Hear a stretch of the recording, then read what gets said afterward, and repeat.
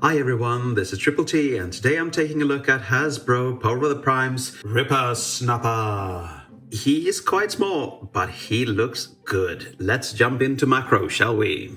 And he has a very nice face, well sculpted and painted.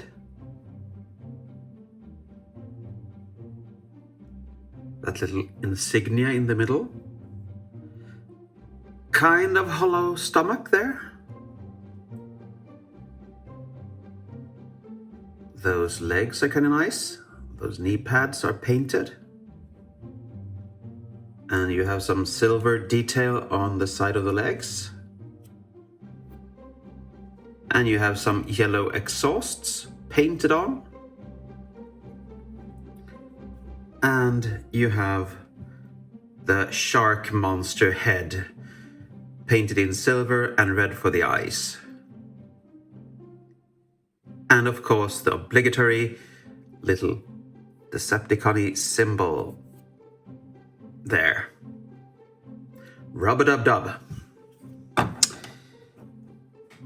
For articulation, his head can move around until he spins dizzy. His arms can do a 360. He has a ball joint at the elbow, and that makes him, 90 degrees, I think. His little hands can move around.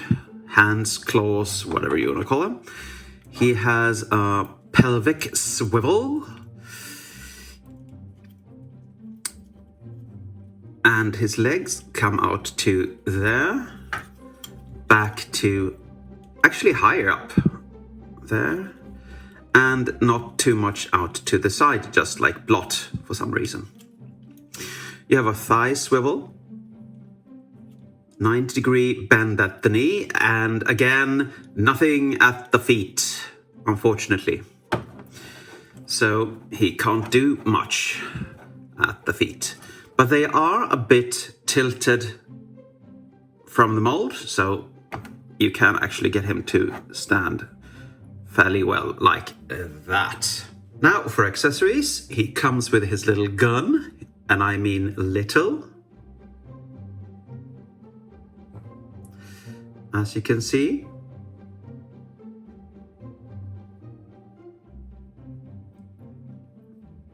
But it's quite nice. And you can put it in his hands like so, and he can shoot Autobots and claw them at the same time to his heart's content. Yes. And as all of these Power of the Prime's robot, he comes with the ugly, ugly, ugly hand. And you can fold this little peg down and open his chest up and put it as a shield on him. I don't really know why you would want to, because that looks like he's, I don't know, had a few much to drink, maybe? But you can do that if you want to, or you can put it in his hands. It's the same tab and port system. And then he can be holding a shield or lifting dead weights like this. Ooh, I'm gonna be fit, yeah. But that's about it for this little ugly hand until we get to combine mode. And there's nothing really holding together here because he falls over, and as you can see, I have to rearrange his limbs all the time to make it look fairly good, but still. For comparison, let's bring in Cutthroat. And it's really clear that they're from the same team and they look good together. Cutthroat is a leg bot and he is a arm bot, so they differ a bit in transformation and mechanics, but he is really close to Blot and he is really close to Cinetwin, of course, in transformation and mechanics. So let's get him into arm mode, and it's fairly simple. You close the leg up like that. You remove his little gun. You rotate his arms backwards and tab them in. There's a port there and there's a tab there, so we're just gonna push them in like so.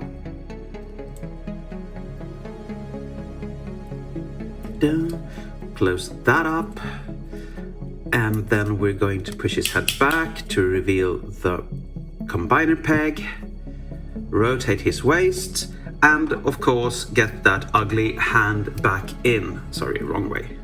That way. And you put it in the combiner peg port here. And you have 2 thumbs now, so you can just take that away if you want to. I usually do. But for this video, I let it stay on. And this is his arm mode. And it looks fairly good. Except for the extra thumb, of course. It has strange articulation, but you can use that if you want to. I never do. You have a swivel, which is good. And of course you can rotate the hand and move these strange fingers in and so on. But more on that when we get to combine mode. Well, this is just... okay. Let's get him to his monster mode, shall we?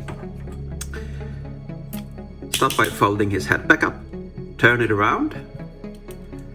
Get this shark face thing up and over until it tabs in. Turn his claws around, like so. And now we get to split his legs, fold the shark fin out, and close that back up. If you're doing it wrong, because no, that's not the way, you're supposed to separate these. And that means you have to do 360 on that. No, 180 on that. So you can just fold these legs up, like so. Let's do the same thing with these. Fold them up. And fold them up. And tab them together. Tab them together. Okay, good. You have to tap the tail together, of course, as well. The tail is supposed to be folded up and in, like that. You can have it like this if you want to be able to move it, but this is the way it should be, and it can move still a bit. You loosen these, fold his feet down, tab in. And here you have him in his monster mode.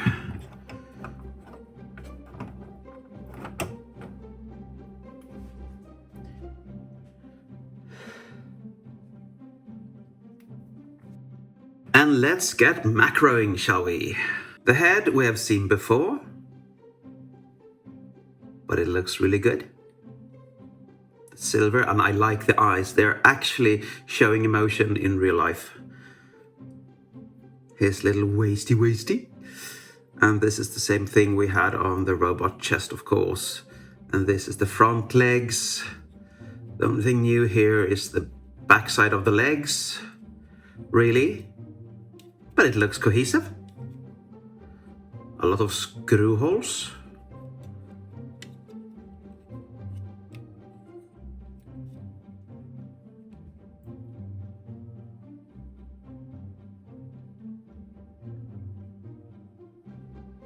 Fairly nice. Now let's bring in Cutthroat for a comparison.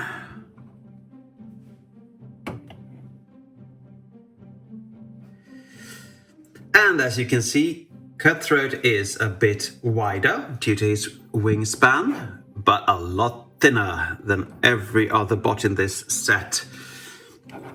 But they're about the same size, and as weak in the legs, both of them. But they're quite cute. Looks like a children's TV show or something. But now for my final thoughts on this bot. He's okay for not being a masterpiece. The only thing I can't remember is what this little port is for.